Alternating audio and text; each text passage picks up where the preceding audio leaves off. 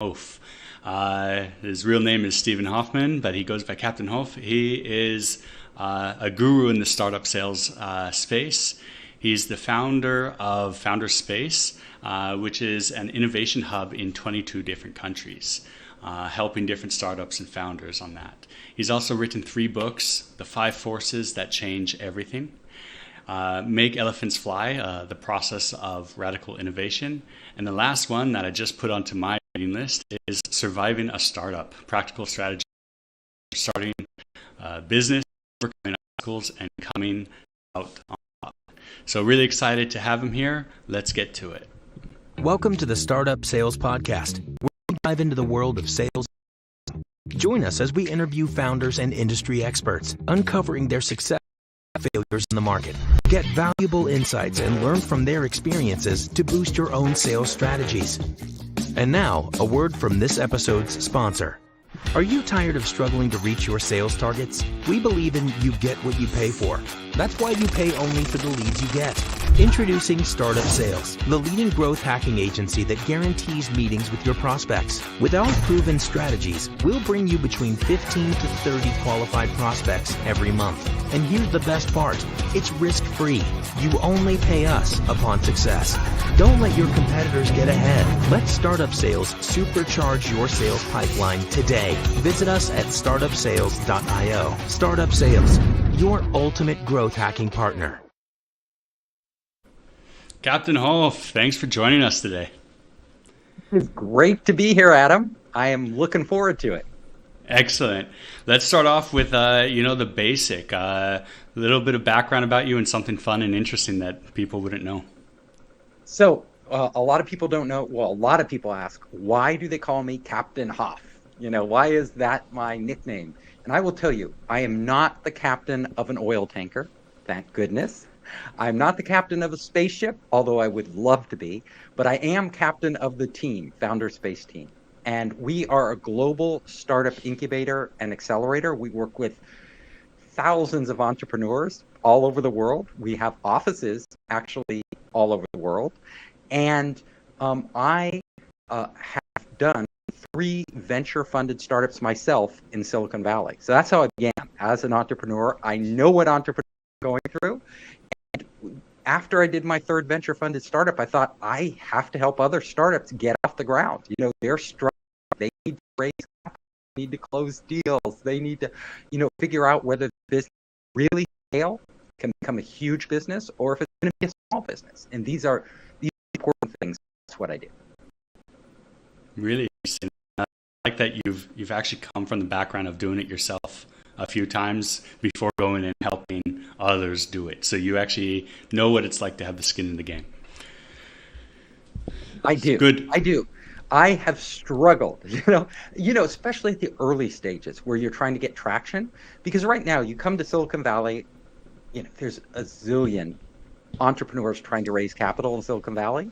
And you come there and all the venture capitalists, the first thing out of their mouth is, do you have traction? Meaning, do you have sales?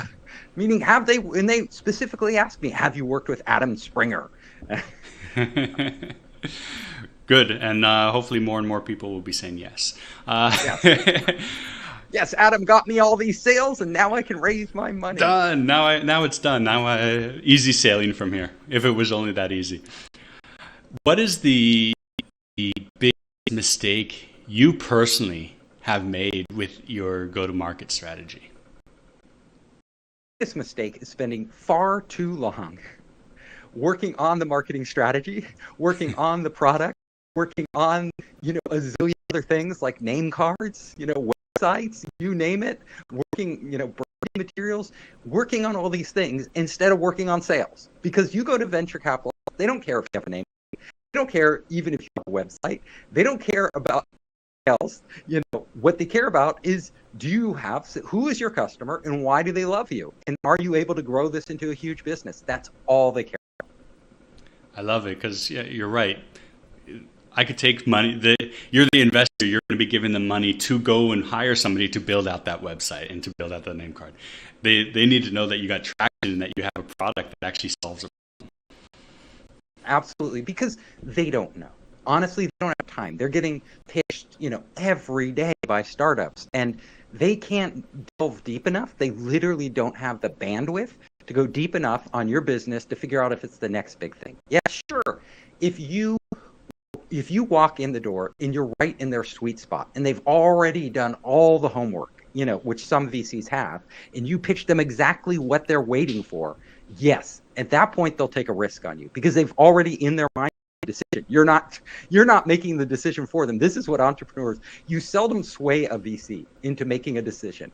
You usually, most of the closings of deals, venture capital, and that is sales, right? That is the biggest sale you'll probably make is closing your VC round, or any investor round.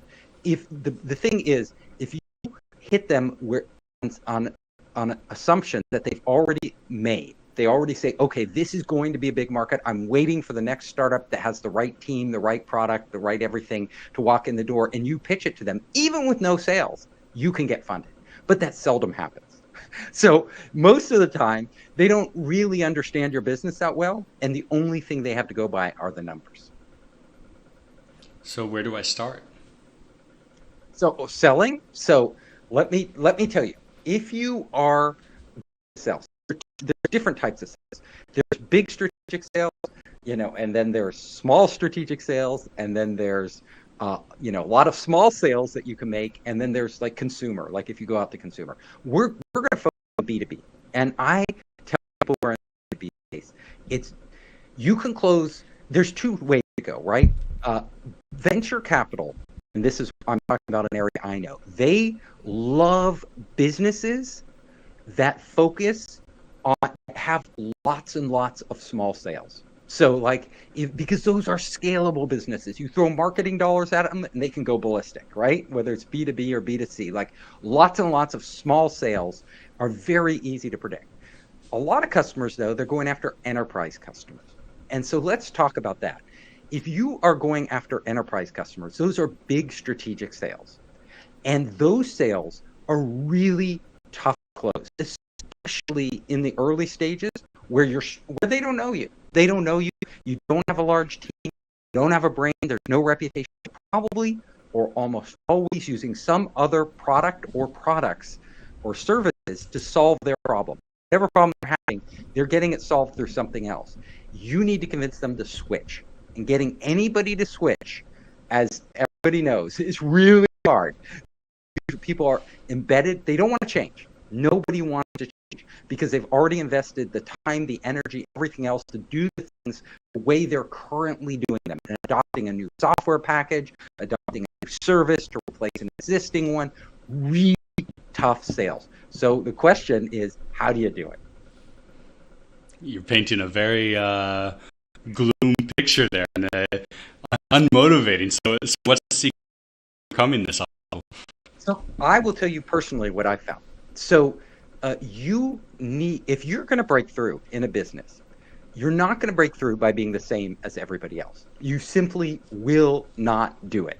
And you never will convince somebody to switch by saying you have a lot of little things that make your product better. So those little feature A, I've got feature B. Features don't get people to switch. Like if you came to me with anything and I'm already using, editing software or email software or you name it, whatever product or service I'm using, could be a service, and you start talking about all these little improvements you've made, I'm like, it's not worth it. It's not worth it. Little improvements do not change the game. If all you have are little improvements, you're going to grow. You can grow. You can grow. You can find customers at the right time who are using some outdated product that are ready to move on or something like that. But you're not going to have a big breakthrough. A big breakthrough is where you literally capture people who are happy with their product. They like what they're doing now. They have no intention of switching. But when they hear about what you're doing, they're like, oh my God, that would save me so much time. I would make so much more money. Whatever their goal is, perfectly aligns and delivers upon it. So if you don't have that, you're wasting your time. That's the first of all. Secondly, you don't sell people on 100 ideas at once. You don't go into them, or even 5 ideas, let's say. You don't say, we're better in this way, and this way, and this way, and this way. That doesn't get people motivated. What you need to figure out, what's the one thing?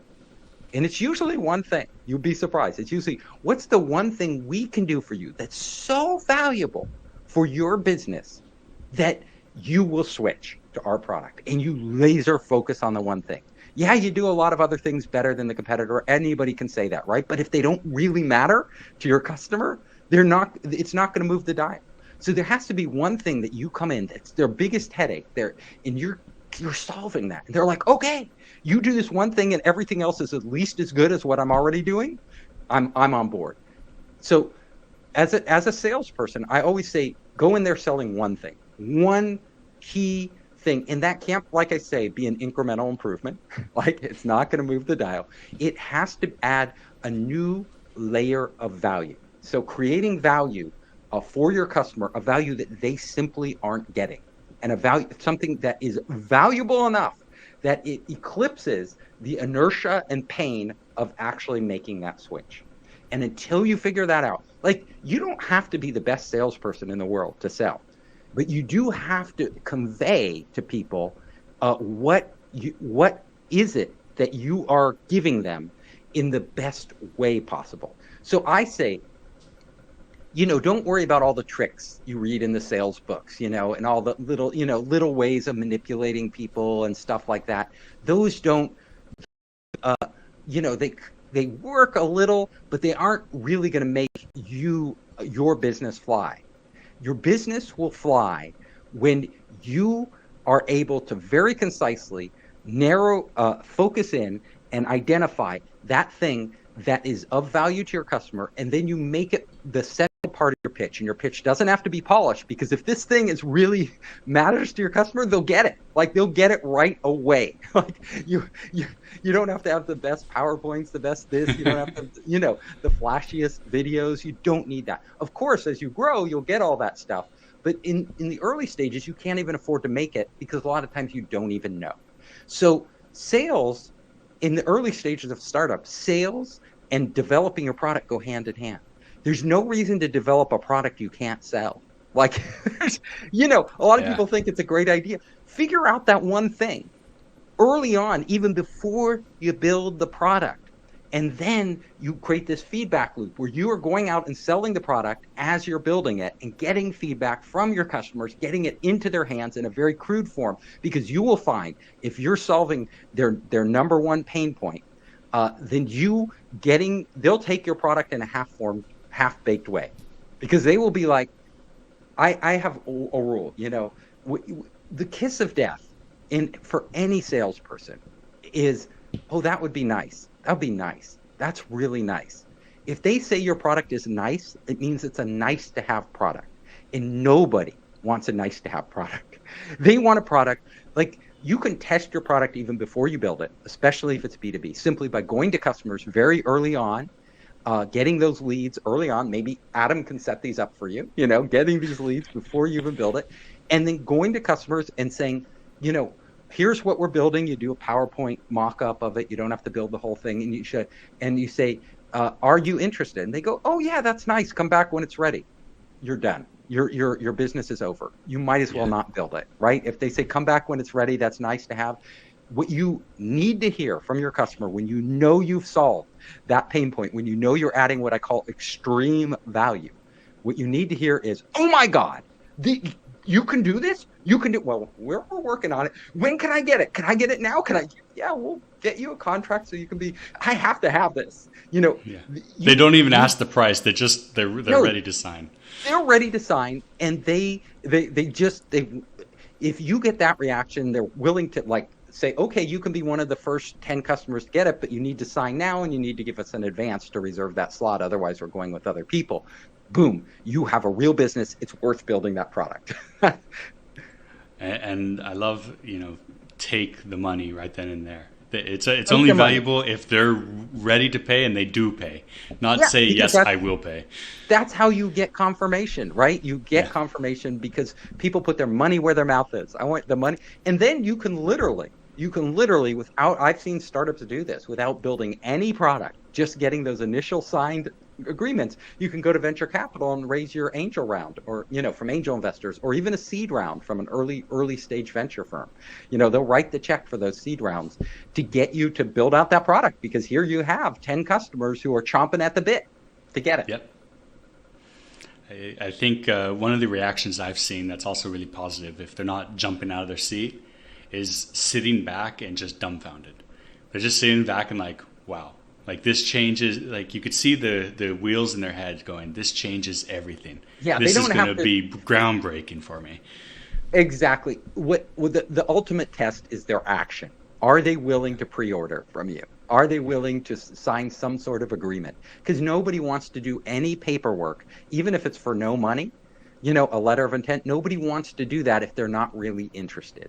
So getting them to make some effort on their part to get approval, to do something, that's demonstration that you do have traction. And you need that for yourself more than you need it for the venture capitalists, because they can throw all the money in the world they want at you, and they have done this before, and the startup still fails. If if you aren't meeting an extreme market need, and I call it extreme because these are highly scalable big businesses that we're trying to build. If you aren't meeting an extreme market need, you don't have a business that's venture fundable. You may have a business that's a good lifestyle business, like a consulting business, or even a small software business, but you're not gonna ever grow to be $1 billion company. And ultimately, I invest and I work with hundreds of VCs in Silicon Valley and around the world, and all of us, every bet we place, we want to be on a company with the potential to be $1 billion company. Why would we place a bet investing our time and money in a company that can't get huge returns? Because we know it's just as risky to invest in a small business, them going out of business, as a potentially big business. So we're always going to choose the big business. That's what we're here for. We're all here for success. We're all here to grow something big and make money along the way. Yeah. So there's more that I can talk about, and that is how, in the early stages of sales, you should be less concerned with literally selling your product as figuring out as much about your customers as possible. And so that requires you to take off that sales cap. And this is why I say you don't have to be the best salesman. You're not a used car salesman, just moving product off the shelf, trying to get your commission. That isn't your goal. Your goal is, as an entrepreneur, is very different. It's to figure out the market and figure out what's inside your customer's head. You may think you are building a product they really need, and then you may go out and you may find early on that they kind of need it, or they would like to have it, but they don't really need it. And so many entrepreneurs, because they've already invested their emotional heart in this direction, this idea that they've done, they may have invested money in building out the early version of it, and time and all this stuff. They have a huge sunk cost. So they are very resistant, and myself included, everybody is this way, it's human nature, very resistant to admitting that they have wasted their time and money. And nobody wants to feel like they've wasted their time and money. So when people give them lukewarm feedback, they will interpret it, and you will interpret it as an entrepreneur. You'll find yourself doing this as much more positive than it really is. So you have to train yourself, and this is the key, when you're going out in the early stages, to listen to your customer, and even equally important, to ask the right questions. If you aren't asking them the right questions, they won't. You won't get the data you need to actually understand what they need. So it is far better for you to hear that they don't like your product than to put on blinders and keep charging ahead, hoping it'll work out. It never works out. Like, hope never makes anything work out. What it does is it keeps you going in the wrong direction. So hope keeps you traveling in a direction you shouldn't be traveling. What you don't need is hope. You need proof. Proof is what gets you. So what you need to do is, when you engage with customers at the earliest stage, you need to, and literally this never ends. You should be doing this even once you're mature, because the markets are always changing. Your customers' needs are always changing. There's always new, bigger opportunities out there that you have yet to discover. So what's really important for you to do is to probe deeply, to ask the customers, what, you're getting a lukewarm response, or not that crazy response where they're ready to sign something. You're not getting that. That means you're not on the right course. Well, use this opportunity to figure out what they really need. And you go deep. Like, are there areas where you're really suffering? Are there areas that, what you're doing just isn't working? You need to ask them these questions. What are the biggest problems you have right now with your business? What are you using certain tools or using certain related services that just aren't working for you as well as they could?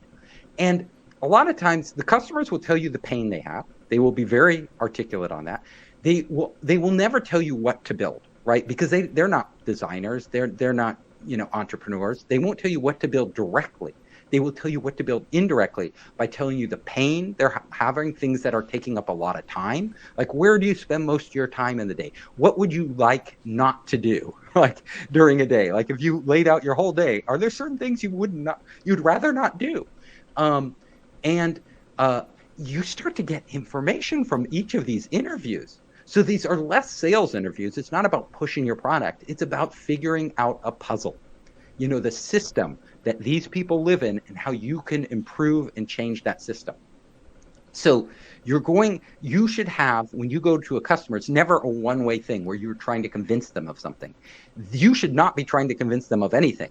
You should be letting either them convince you that what you have is exactly what they need, then you're on the right track, or figure out, let them convince you what they do need, and give them the opportunity to do that by opening up the discussion and really listening, really paying attention, and really probing. You should have a list of at least 20 critical questions that you ask, and you should always be improving this list. I've given you a bunch right here. I've given you at least 10 questions to ask. Always be improving the list of which questions you should be asking every time you go in, and experiment. Try asking a question a different way. Try asking a slightly different question. How can you get them to open up? How can you get them to kind of reveal what's inside their head? And once you get into your customer's head and start seeing their business through their eyes, you will see the opportunities. And as soon as you see an opportunity that is really powerful, that's when you just ditch what you're doing and you refocus. And great startups do this all the time. They almost never start with the right idea. I write about this in my books. So I have 2 books that are directly relevant to this. One is Make Elephants Fly, which is all about the elephant is your big idea, your vision that you want to get off the ground. And it's an elephant. How is it going to fly? So it's the process of innovation. How do you get that elephant flying, right? That big idea off the ground. That's what I've been discussing, like this process of innovation with your customer. You don't innovate in a box. You don't innovate alone. You innovate through interacting with directly the people who are going to buy and use your products. Number 2 is surviving a startup, which is a lot of what I talked about, which is like, once you innovate, how do you get that product to market? How do you raise venture capital? How do you grow that business into a big business? How do entrepreneurs scale their business? How do they survive a startup? Which is, I've done it. It's crazy. And I've done it, not just my own startups, but I've done it with hundreds of other entrepreneurs as I go through this process with them. I think it's really amazing what you're saying, and it's so true. You don't have to be a good salesperson. You have to be a good active listener. And the listening and asking good questions is such a hard skill, especially nowadays, to grow. But as you're saying, to have those questions and really listen to what the prospect is telling you, or whoever you're talking to, listen to what they're telling you. It might not be word for word, but there's the meaning behind it that they're telling you about their pain, and diving in deeper into that's where the magic is. That's exactly. And you have to train yourself. You're not going to be good at this. Like, I used to think sales was something entirely different than it is. And I thought I would never be good at it because I'm naturally like kind of an introverted, shy guy, even though I come across as very outgoing. You wouldn't know it, but that's my true nature. And so I thought, I'm not naturally suited to sales. But then I started to figure out, it isn't at all about just convincing somebody to do something they don't want to do, like buy a product they don't need. That's not sales at all. Sales is actually a really fun process of figuring something out and helping somebody solve their problems. And as soon as you take that mentality and that approach that, look, I'm not out there to sell you. I'm going to help you to figure out and solve your problems.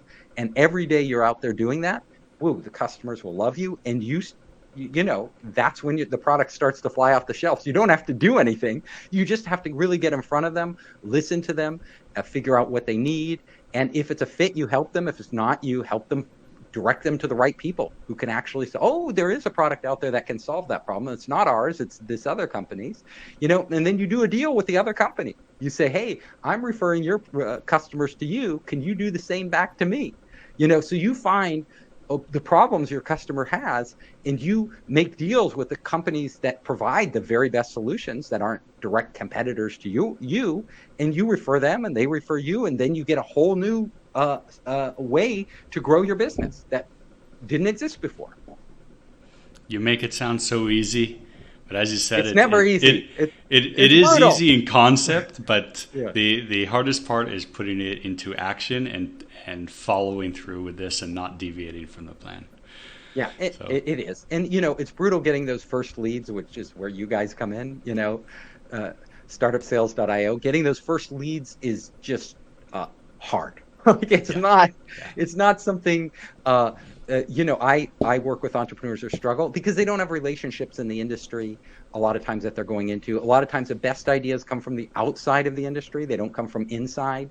So it takes time to build up that network but what I'm telling you is once you get those leads, what you need to do with them, right? So you can get those leads, whatever way you can get them, and you need to get them. But then, how do you take advantage of them so they really add to your business? Captain Hoff, thank you so much for sharing all this great information and action items. It's really, I think if you go back and listen to all this, it's really a few easy steps that you have to follow. It's a lot of work, but it is easy steps to follow. So how could people reach out to you? If people are interested in grabbing one of your books, where can they grab that? You can grab everything, including me, at foundersspace.com. foundersspace.com. It's super simple. Tons of videos there helping entrepreneurs. I have my own podcast, just like this podcast, that really goes into startup acceleration, how to scale and grow your business. And you can also reach out to me on the social networks. Look for Captain Hoff. You will find me on the social networks. And it's been great being here, Adam. Really love working with you, and I look forward to collaborating. Thank you, Captain Hoff. Me too. Bye for now.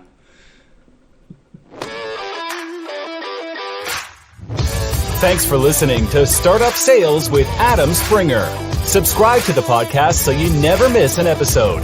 Contact Adam about speaking engagements or consulting services at adam@startupsales.io.